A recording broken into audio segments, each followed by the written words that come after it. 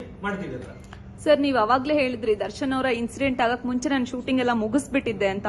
ಆ ಟೈಮಲ್ಲಿ ಏನಾದ್ರು ಸಿನಿಮಾ ಬಗ್ಗೆ ಮಾತಾಡಿದ್ದು, ಶೇರ್ ಮಾಡಿದ್ದು, ನೀವ್ ಯಾವ ಸಿನಿಮಾ ಮಾಡ್ತಿದ್ದೀರಾ ಇದೆಲ್ಲ ಅಪ್ಡೇಟ್ಸ್ ಇರುತ್ತಾ ಅವ್ರಿಗೆ? ಅಂದ್ರೆ ಸಿನಿಮಾ ವಿಚಾರ ಎಲ್ಲ ಶೇರ್ ಮಾಡ್ತಿರ್ತೀರಾ? ರಾಯಲ್ ಮಾಡ್ತಾ ಇರೋದು ಮುಹೂರ್ತ ಆದಾಗಿಂದ ಗೊತ್ತಿತ್ತು. ಯಾಕಂದ್ರೆ ರಾಯಲ್ಗೆ ಕ್ಲಾಪ್ ಮಾಡಿದ್ದೆ ನಮ್ಮಮ್ಮ. ಸೊ ಎಲ್ಲ ಗೊತ್ತಿತ್ತು ಅವ್ರಿಗೆಲ್ಲ. ಕತೆ ಬಗ್ಗೆ ಅವರಿಗೆ ಗೊತ್ತಿತ್ತು, ಏನಾರು ಶೇರ್ ಮಾಡಿದ್ರಾ ಅಂತ? ಸರ್, ನಿಜ ಹೇಳ್ಬೇಕು ಅಂದ್ರೆ ನಾನು ದರ್ಶನ್ ಸಿನಿಮಾಗಳು ಮಾಡ್ಬೇಕಾದ್ರೆ ನನ್ನ ಹತ್ರ ಕಥೆನೇ ಕೇಳಲ್ಲ ಸರ್. ಅವ್ನಿಗೇನೋ ನನ್ನ ಮೇಲೆ ನಂಬಿಕೆ, ಅವ್ನು ಮಾಡ್ತಾನೆ, ಚೆನ್ನಾಗಿ ಮಾಡ್ತಾನೆ ಅಂತ. ನಾನು ಅವ್ರಿಗೆ ಜೊತೆಲಿ ಒಂದೇ ಕತೆ ಅಂತ ಹೇಳಿದ್ದು. ಅಂದ್ರೆ ಪ್ರೊಡಕ್ಷನ್ ಮಾಡ್ಬೇಕಿತ್ತಲ್ಲ, ಸೊ ಅದಕ್ಕೆ ಅಂದ್ರೆ ನಾನು ಹೋಗ್ತಾ ಇರೋ ದಾರಿ ಕರೆಕ್ಟಾ ಇಲ್ವಾ ಅಂತ ತಿಳ್ಕೊಳಕ್. ಯಾಕಂದ್ರೆ ಅವನು ಇಂಡಸ್ಟ್ರಿಯಲ್ ಸೀನಿಯರ್ ನನ್ಕಿಂತ. ಸೊ ಅದೊಂದೇ ಹೇಳಿದ್ದು. ನವಗ್ರ ಕತೆ ಹೇಳಿರ್ಲಿಲ್ಲ ನಾನು, ಸಾರಥಿ ಕತೆ ಹೇಳಿರ್ಲಿಲ್ಲ ನಾನು. ಅವ್ನಿಗೆ ಈವನ್ ಬುಲ್ಬುಲ್ ಮಾಡ್ತೀವಿ ಅಂದಾಗ್ಲೂ ಈ ತರ ಡಾರ್ಲಿಂಗ್ ರಿಮೇಕ್ ಮಾಡ್ತೀವಿ ಅಂತ ಹೊರತು ಸ್ಕ್ರೀನ್ ಪ್ಲೇ ಹೆಂಗ್ ಮಾಡ್ತೀವಿ ಅಂತ ಹೇಳಿರ್ಲಿಲ್ಲ. ಅದು ಬ್ಲೈಂಡ್ ಬಿಲೀಫ್ ತಮ್ಮನ ಮೇಲೆ. ವಿರಾಟ್ ಒಬ್ಬ ಆರ್ಟಿಸ್ಟ್ ಯಾವಾಗ್ಲೂ ಒಳ್ಳೆ ರಿಸಲ್ಟ್ ನೋಡಕ್ಕಾಗಲ್ಲ. ಸೊ ಅದೇನ್ ದೂರ ಆಗಿರೋ ವಿಚಾರಗಳು ಇಲ್ವೇ ಇಲ್ಲ ಸರ್.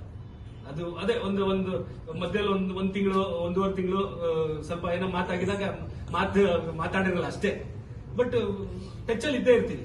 ಫೋನಲ್ಲಿ ಮಾತಾಡೋದಾಗ್ಲಿ, ನಮ್ಮ ಅತ್ತಿಗೆ ಜೊತೆ ಮಾತಾಡಿ ಇದ್ದೇ ಇರುತ್ತೆ. ಅದು ಈ ಸಿನಿಮಾ ಪ್ರಚಾರದಲ್ಲಿ ಏನಾದ್ರು ಕಾಣಿಸ್ಕೋಬಹುದು ದರ್ಶನ್ ಸರ್?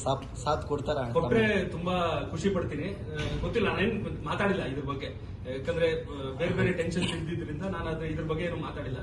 ಸೊ ಗೊತ್ತಿಲ್ಲ, ಮುಂದಕ್ಕೆ ಕೇಳ್ಬೋದೇನೋ ನಾನು, ಅವರು ಅಂದ್ಬಿಟ್ಟು ಮಾಡ್ಬೋದೇನೋ ಗೊತ್ತಿಲ್ಲ. ಏನ್ ಬೇಕಾರಾಗ್ಬೋದು. ಈಗ ಹೇಗಿದೆ ಸರ್ ಅವ್ರ ಹೆಲ್ತ್ ಅದೇ ಬೆನ್ನು ನೋವು ಇದೆ, ಟ್ರೀಟ್ಮೆಂಟ್ ತಗೋಬೇಕು ಅಂತ ಹೇಳಿದ್ರೆ. ಮೇನ್ ಉದ್ದೇಶ ಮೈಸೂರು ಹೋಗಿದ್ದೇನು ಅಂದ್ರೆ ಅಜಯ್ ಹೆಗಡೆ ಡಾಕ್ಟರ್ ದರ್ಶನ್ಗೆ 2 ಕೈದು ಆಪರೇಷನ್ ಅವರೇ ಮಾಡಿದ್ದು. ಇದು ಆಕ್ಸಿಡೆಂಟ್ ಆದಾಗ, ಶೂಟಿಂಗ್ ಟೈಮಲ್ಲಿ ಬಿದ್ದಾಗ. ಸೊ ಅವ್ರ ಮೇಲೆ ದರ್ಶನ್ ಅಂದ್ರೆ ಅವ್ರೊಂಥರ ಫ್ಯಾಮಿಲಿ ಡಾಕ್ಟರ್. ದರ್ಶನ್ ಫುಲ್ ತಲೆಯಿಂದ ಕಾಲವರೆಗೂ ಏನೇನ್ ಪ್ರಾಬ್ಲಮ್ಸ್ ಇದೆ ಅನ್ನೋದು ಅವ್ರಿಗೆ ಚೆನ್ನಾಗಿ ಗೊತ್ತು.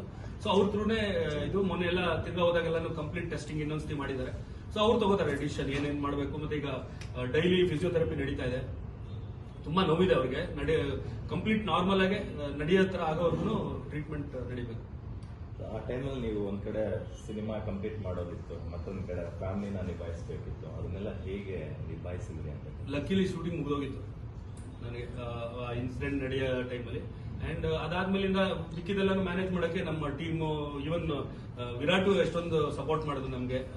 ನಮ್ಮ producer executive producer Prem Jayant ಅವರು ನಂದು ಕೆಲಸನ ಸ್ವಲ್ಪ ಅವರು ತಗೊಂಡು ಎಲ್ಲ ಮಾಡಿದ್ದಾರೆ.